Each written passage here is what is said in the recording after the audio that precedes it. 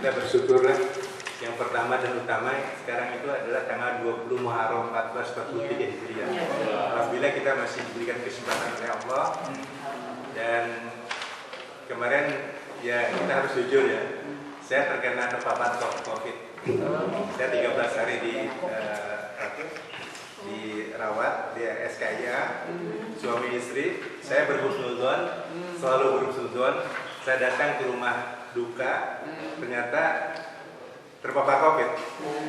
Dan saya memberikan tausiah setelah beres, yang di hadapan saya wafat COVID juga. Kemudian hampir yang ada yang masuk itu semua kena COVID. Nah, oleh karena itu saya pada waktu tanggal 5 Juli saya datang ke Dokter Demi, ya, putranya Lancesco. Ya. Ya, putranya ya, Pak Dokter Budi ya. Nah, saya ke sana. Kemudian pada waktu saya daftar, Bapak akan hadir lagi nanti hari Rabu. Saya bilang saya udah nggak kuat. Akhirnya saya duduk di belakang, akhirnya diterima di pasien terakhir. Saya bilang Bapak jangan buka masker, saya oximeter dulu, tahu-tahu Bapak udah drop.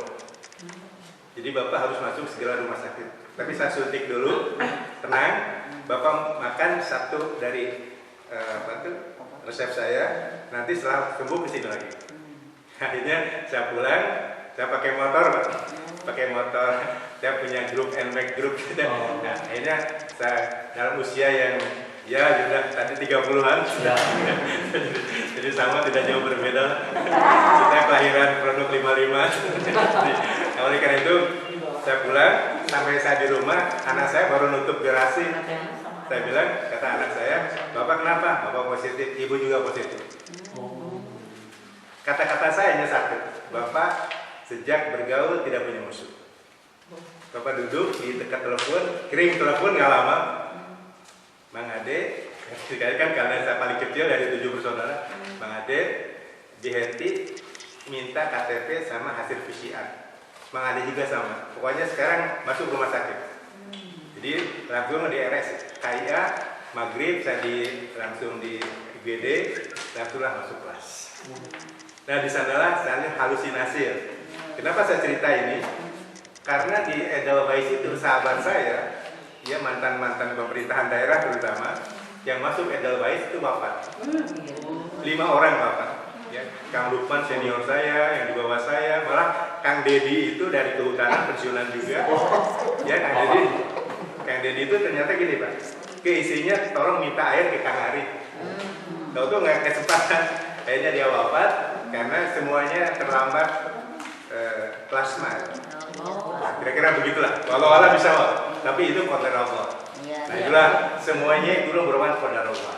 Ya, saya pun usaha juga berbagai macam prokes kesehatan, tapi kalau sudah mentakdirkan, Allahumma inna lutfa fima zarat bil maqdir. Nah itu Pak, doanya. Ya Allah, Engkau telah mentakdirkan aku hanya satu, mohon barokah darimu. Nah jadi saya masuk rumah sakit sekamar dengan istri saya. Saya 66 tahun, mau 67, istri saya 64. Dia punya komorbidnya gula. Istri saya tuh gulanya tuh sampai 800. Ya, gula kering. Tapi tidak apa-apa. Kira-kira begitu lah. Dia pernah kolek pada waktu 600. Dan kalau sudah 200 dia drop. Nah, kira-kira begitu.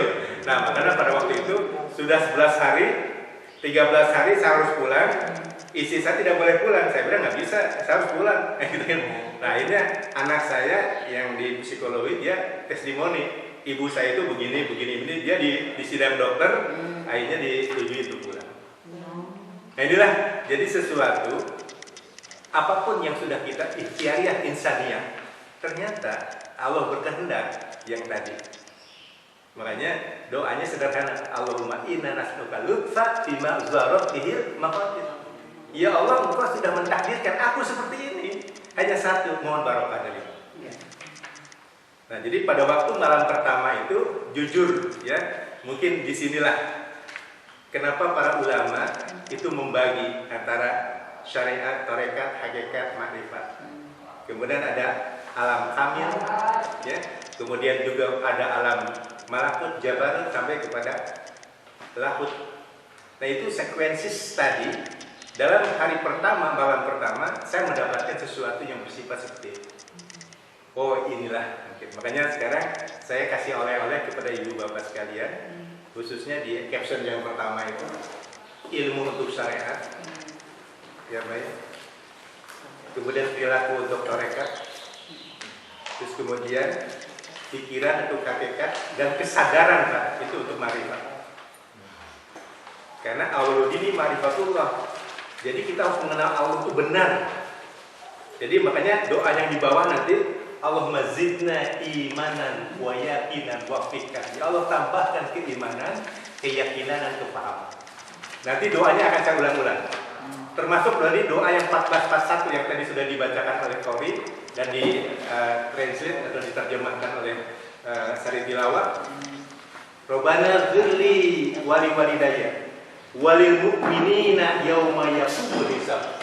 Saya kira ini doa hebat sekali Pak. Dipasang di 1441 surat Ibrahim ayat 41. Jadi 1441 ya. Surat Ibrahim ayat 41.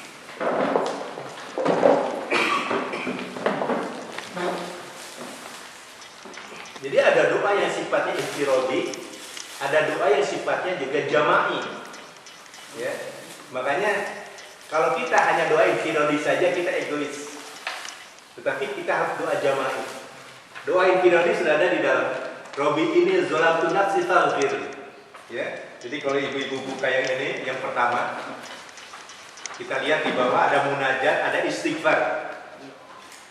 Robi ini zolamtu nafsi faghfirli.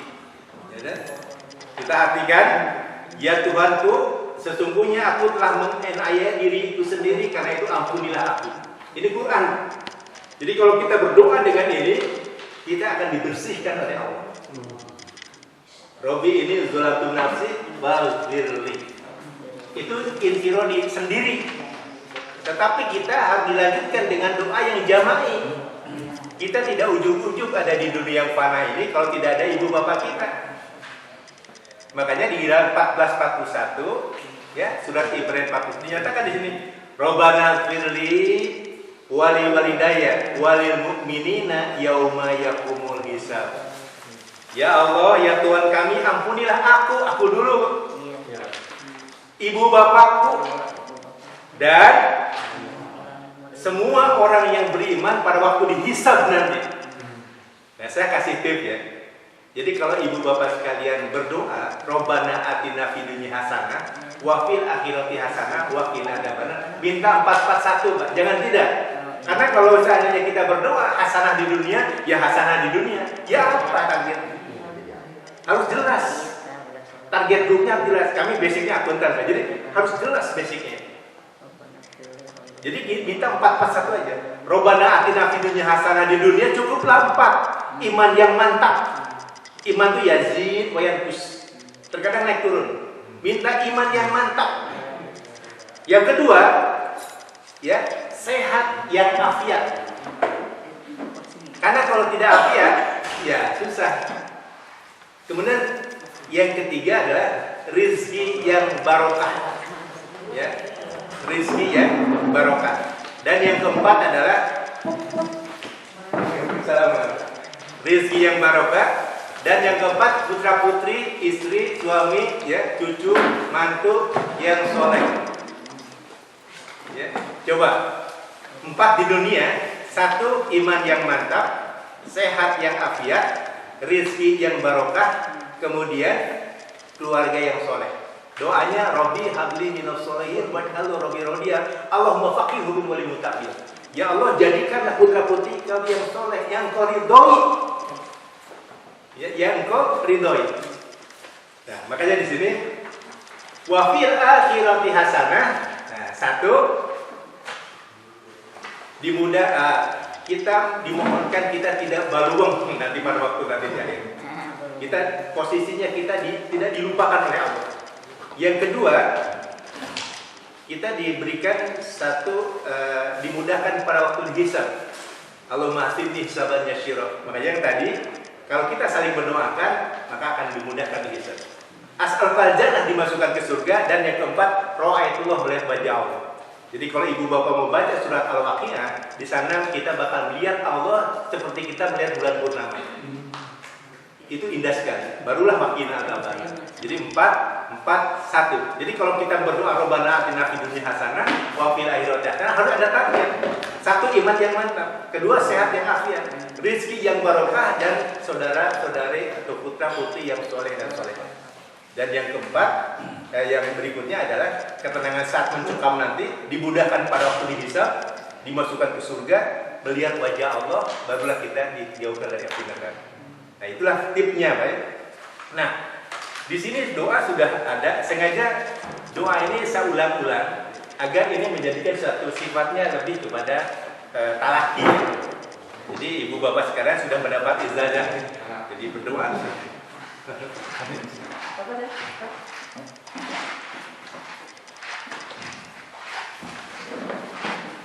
Jadi dikatakan di sini,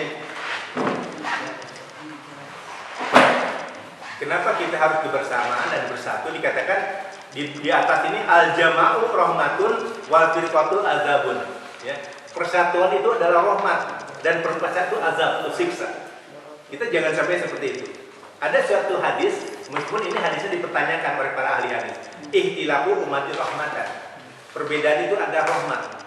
Kalau kita dipahami perbedaan itu, insya Allah rahmat. Kalau kita beribadah, itu tidak akan ada yang sama satu dengan yang lain. Ya, ada yang begini, kita harus maklum, ujung-ujungnya mafhum. Ya, kalau kita sudah mafhum, kita tidak akan ada perbedaan. Nah itu, oleh karena itu sengaja di depan ini oleh yang saya alami ya pada waktu kemarin, Allah memberikan satu ujian, dan pada waktu itu ini merupakan hidup kedua bagi saya. Jujurlah, Allah memberikan kesempatan. Jadi kita harus lebih memperbaiki kehidupan ini. Ya, karena pada waktu itu dalam posisi sakit kita masih bisa WA-an. Itu WA PWRI Provinsi Jawa Barat itu kan ada 4 WA. Innalillahi. Itu antara Juli Agustus itu banyak innalillahinya, Pak. Jujur aja, teman-teman banyak innalillahi. Ya Allah kira-kira seperti itu. Apakah tidak semakin nervous ya, posisi kita, Pak ya? Attitude, knowledge saya itu betul-betul down. Makanya kalau kita tidak punya oleh-oleh doa, disitulah. Nanti ada satu doa, Pak ya, indah sekali, Pak. Saya tulis, Allahumma rahmataka arju fala takina ila nasutur fata'in wa aslih li sadiqul la ilaha illa anta. Kita masuk surga itu bukan karena amaliyah kita. Kita masuk surga karena rahmat Allah. Ini hadis riwayat Muslim. Jadi kita masuk surga itu karena rahmat Allah, bukan karena amaliyah kita. Makanya amal ini kata fatakullah mastata'tum, beribadahlah kamu sesuai kemampuanmu, jangan memaksakan. Nah ini dalam ibadah jangan memaksakan, Pak. Karena kalau memaksakan masuk kepada daerah bulu itu berlebih. Jangan, ibadahmu sesuai kemampuan kita. Sesuai kemampuan. Ya, nanti di belakang ada satu hadis yang sangat indah, hadis Muslim. Jadi ada orang yang berzikir beribu-ribu. Nah itu, tetapi gini, mungkin ini bapak-bapak ada yang hobi bersepeda, ibu-ibu ya. Kita pernah memasuki satu rute misalnya dari Bandung Lembang, kita pakai sepeda. Suatu saat kita pakai mobil, terus ada yang bersepeda. Rasanya empati kita terasakan, ada rasa. Al-insanu siri wa nasiruhu.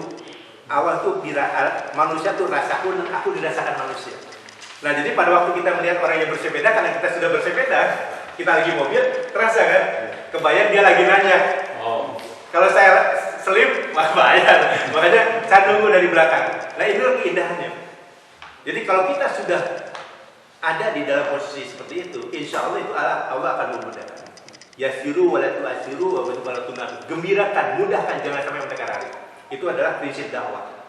Nah oleh karena itu sengaja saya pasang doa-doa di depan agar nanti ini disimpan aja di tempat sujud.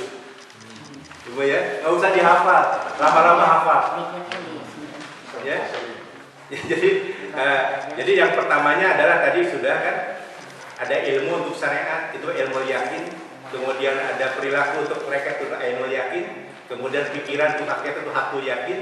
Kesadaran untuk marifat itulah Jadi katakan amal yakin itu yang paling optimal, yang paling tinggi. Kemudian jamaah itu adalah suatu yang prinsip. Tetapi kalau terjadi perbedaan itu menimbulkan siksa. Tapi kalau kita memahami secara benar, insya Allah tidak. Kemudian ini sangat umum ayat itu. Ya ayyuhal insanu innaka kadihun ila rabbika kadhan famulaqi.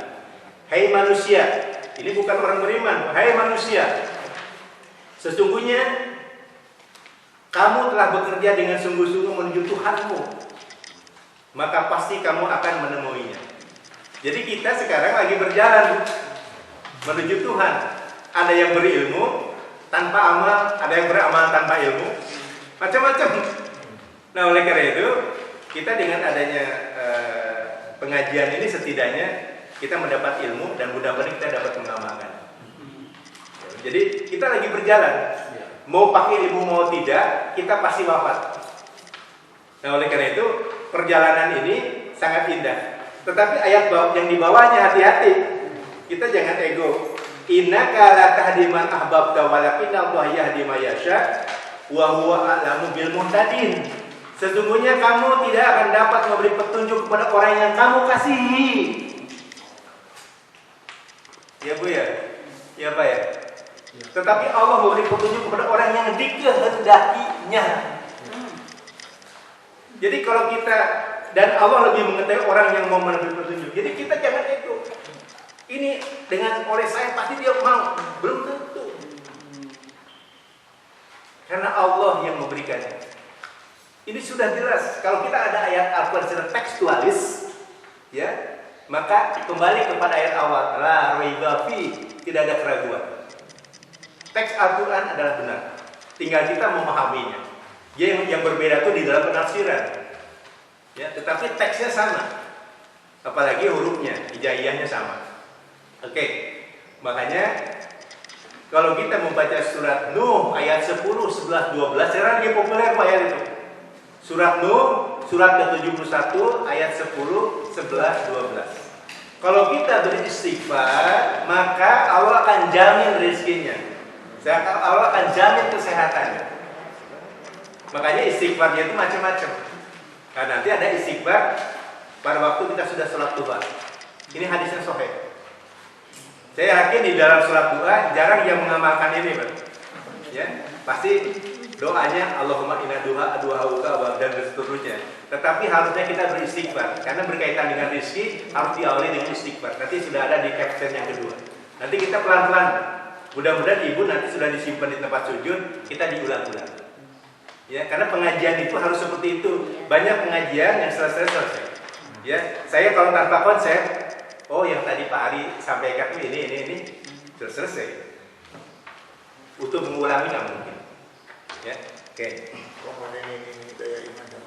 Ya, jadi sekarang ini ada doa. Sengaja saya pakai latihan dulu, nanti Bapak bisa lihat ke Qurannya. Ya. Kemudian ada doa munajat lagi. Allahumma ahyina alal islami wa sunnah. Udah ada ya? Yang di depan. Ya. Ya Allah, hidupkanlah kami di atas Islam dan sunnah. Ya. Kemudian wa tawaffana alal imani wa taubah. Dan wafatkanlah kami di atas iman dan taubat. Dan satu yang kita takuti ini, wa a'udzubika an urada ila adaril umur. Dan aku berlindung kepadamu dari usia yang paling hina. Apa itu? Masa umur pikun. Ini surat An-Nahl ayat 70. Yang paling ditakuti adalah umur pikun. Makanya kita harus baca Quran terus. Ya. Setidaknya setiap malam baca surat ke-32 As-Sajdah dan Al-Mulk surat ke-67. Insya Allah cukuplah dua itu. Jangan tidak sebelum tidur. Jadi surat ke-32 As-Sajdah dan surat ke-67 Al-Mulk. Ya. Oke, ini yang pertama sudah selesai.